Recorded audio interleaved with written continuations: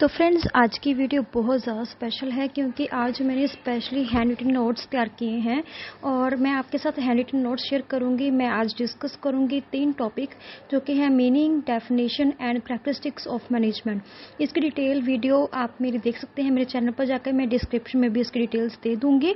और आज मैं आपके साथ शेयर करूँगी कि कैसे अगर आपको क्वेश्चन आता है एग्जाम में तो आपको कैसे अटैम्प्ट करना है। तो 2 short note meaning and definition और 1 लॉन्ग क्वेश्चन कैरेक्टरिस्टिक्स कैसे अटैम्प्ट करना है, आके देखते हैं।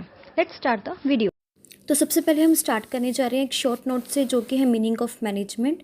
मैनेजमेंट क्या है? मैनेजमेंट मीन्स टू मैनेज, यानी कि जो भी मैनेज करते हैं वो मैनेजमेंट होती है। Management is A group activity. ये हम अकेले नहीं कर सकते, ये ग्रुप में होती है, ये ग्रुप एक्टिविटी है। इसमें क्या होता है? Which involves various functions. इसमें बहुत सारे फंक्शंस होते हैं। क्यों करते हैं हम ये फंक्शंस? टू अचीव ऑर्गेनाइजेशन गोल। हम एक ऑर्गेनाइजेशन गोल को अचीव करने के लिए बहुत सारे फंक्शंस करते हैं। जो ग्रुप में की जाती है वो एक्टिविटी क्या होती है? मैनेजमेंट होती है। It involves planning, organizing, staffing, directing, coordinating and controlling. इसमें ये सारे फंक्शंस होते हैं। It is responsibility of the management. ये मैनेजर की रिस्पॉन्सिबिलिटी होती है टू परफॉर्म वेरियस फंक्शंस, कि ये सारे फंक्शंस वो परफॉर्म करें। किस लिए? In order to optimum utilisation of limited resources. हमारे पास लिमिटेड रिसोर्सेज होते हैं, उनको अच्छे से यूटिलाइज करते हुए हमें ये सारे फंक्शंस करने होते हैं। तो मतलब क्या हुआ? दस मैनेजमेंट मीन्स टू मैनेज, इसका मैनेज करना होता है मैनेजमेंट। फिर management is what a manager do, यानी कि मैनेजर जो भी करता है वो सब कुछ भी मैनेजमेंट ही होती है। A manager performs various functions, बहुत सारे फंक्शंस करता है टू अचीव ऑर्गेनाइजेशनल ऑब्जेक्टिव और goals. The main task is to optimum utilize the limited resources. ये सब क्यों किया जाता है? इसका मेन कारण होता है कि हमें लिमिटेड रिसोर्सेज में से ऑप्टिमम यूटिलाइजेशन करते हुए टास्क को कंप्लीट करना है। It is never ending process, ये प्रोसेस कभी भी ख़त्म नहीं होती। तो ये सब कहा जाता है मैनेजमेंट के मीनिंग में। नेक्स्ट क्वेश्चन है short note definition of management. तो इसमें आप कोई भी 2-3 डेफिनेशंस ऐड कर सकते हैं। तो मैंने फर्स्ट डेफिनेशन लिखी है मैरी पार्कर फोल्ड के मुताबिक, it is an art of getting things done through others, यानी कि ये एक वो कला है जिससे हम दूसरों से काम करवा सकते हैं। सेकंड डेफिनेशन है लुइस के मुताबिक, management is what a manager does, यानी कि जो भी मैनेजर काम करता है, management is what manager does, जो भी मैनेजर काम करता है उसको मैनेजमेंट कहते हैं। तो नेक्स्ट डेफिनेशन मैंने ली है हेनरी फ्योल की। हेनरी फ्योल के मुताबिक मैनेजमेंट क्या है? To manage is to forecast and plan, यानी कि पहले फोरकास्ट करना है, प्लान करना है, फिर टू ऑर्गेनाइज करना है, फिर उसके बाद कमांड करना है, कोऑर्डिनेट करना है एंड कंट्रोल करना है। Means to manage is to forecast and plan, to organize, to command, to coordinate and to control. Next definition है मैनेजमेंट इज़ अ प्रोसेस, यानी कि एक ऐसा प्रोसेस है बाय विच कोऑपरेटिव ग्रुप, एक ग्रुप होता है, directs action of others toward a common goal, यानी कि एक ग्रुप के हम सभी एक्शंस को एक कॉमन गोल को अचीव करने की तरफ हम करवा सकते हैं। तो वो होता है मैनेजमेंट। मैंने 4 डेफिनेशंस लिखी हैं, आप कोई भी 2 या 3 डेफिनेशंस याद कर सकते हैं क्योंकि शॉर्ट नोट के लिए आपको करनी होंगी। नेक्स्ट हमारे पास है एक लॉन्ग क्वेश्चन जो कि है characteristics of management.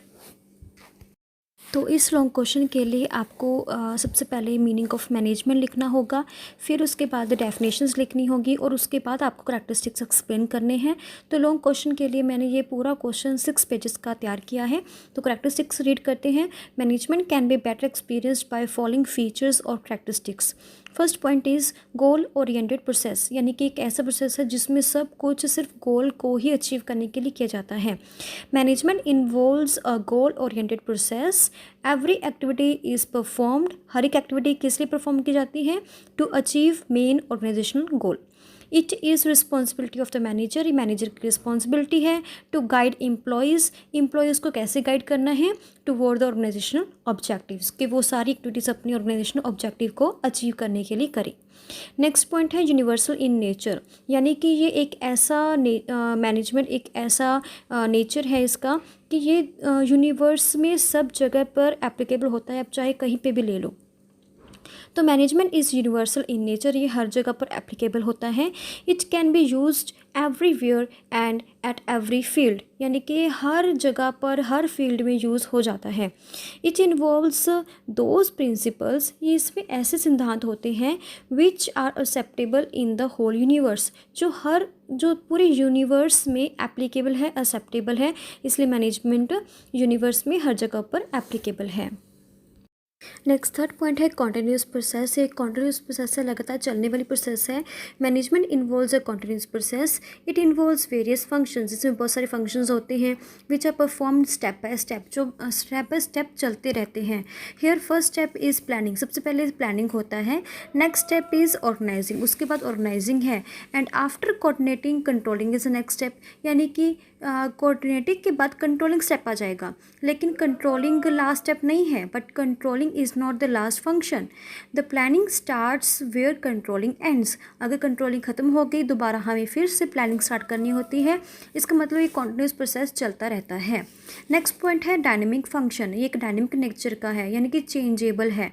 It is changeable with change in environment, यानी कि जैसे इन्वायरमेंट चेंज होता है वैसे ही मैनेजर को भी मैनेजमेंट का जो नेचर है उसका चेंज करना पड़ता है, अपना फंक्शन चेंज करना पड़ता है।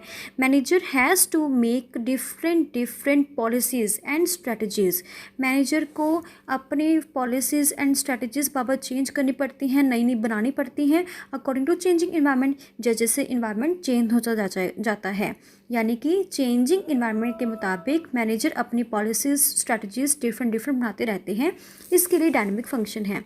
Next is management is intangible, हमें पता है इसका नेचर इंटेंजिबल है, हम टच नहीं कर सकते इसको। Management is intangible in nature because it can not be touched और सीन, इसको हम टच नहीं कर सकते, देख नहीं सकते। It is a type of skill, एक स्किल है। A manager uses those skills to manage all the functions, अपने हर फंक्शंस परफॉर्म करने के लिए मैनेजर वो स्किल्स यूज़ करता है। Thus it is intangible in nature, इसलिए इंटेंजिबल है। अ कॉम्पोजिट प्रोसेस, कॉम्पोजिट होता है जुड़ा हुआ, यानी कि एक प्रोसेस है जो आपस में सारे फंक्शंस जुड़े हुए हैं। It is a composite process, every function is connected with one another, हर एक फंक्शन एक दूसरे के साथ जुड़ा हुआ है। We can't perform any function individually, हम कोई भी फंक्शन अकेले नहीं कर सकते। जैसे organising is not possible without planning, अगर ऑर्गेनाइजिंग करनी है प्लानिंग को साथ में चलना ही पड़ेगा। And so on other functions, तो जैसे कि हमें ऑर्गेनाइजिंग के साथ प्लानिंग रखनी है वैसे ही हमें कोऑर्डिनेटिंग के साथ कंट्रोलिंग भी रखनी है, तो हमें हर फंक्शंस कॉम्पोजिट अपने साथ जुड़ते हुए ही निभाने पड़ते हैं, मैनेजमेंट करनी पड़ती है। नेक्स्ट है मैनेजमेंट इज़ मल्टी डायमेंशनल, यानी कि ये बहुत सारी फील्ड्स में एप्लीकेबल है। Management is multi dimensional in nature because management is applicable in every field and area, यानी कि हर एक फील्ड और एरिया में ये एप्लीकेबल है। For example banking, railways, financial institutions, businesses and at home etcetera. Thus it is applicable in every activity in this world, यानी कि कोई भी ऐसी एक्टिविटी नहीं है जिसमें मैनेजमेंट ना हो। नेक्स्ट पॉइंट है सिस्टम ऑफ अथॉरिटी, यानी कि इसमें एक अथॉरिटी जुड़ी होती है मैनेजमेंट के साथ। अथॉरिटी क्या होती है, हमें एक ताकत मिलती है कुछ भी काम करने के लिए। तो management is not possible without any authority because it gives power to perform various functions, इससे हमें ताकत मिलती है कि हम कोई भी काम कर सकते हैं। Authority is always connected with responsibility, और रिस्पॉन्सिबिलिटी साथ में जुड़ी होती है। अगर हमें अथॉरिटी मिली है तो अपनी रिस्पॉन्सिबिलिटी भी ध्यान में रखनी चाहिए। Thus it becomes easy to get things done through employees and workers, अगर मैनेजर को अथॉरिटी रिस्पॉन्सिबिलिटी मिल जाती है तो फिर वो वर्कर्स और एम्प्लॉयज़ से अच्छे से काम करवा सकता है। नेक्स्ट पॉइंट है इंसेंशियल एट ऑल लेवल्स, हमें पता है कि हमारी 3 लेवल्स होती हैं, टॉप, मिडिल, लोअर, तो हर एक लेवल पे मैनेजमेंट जरूरी होती है। There are various levels of management which involves top level, middle level and lower level management.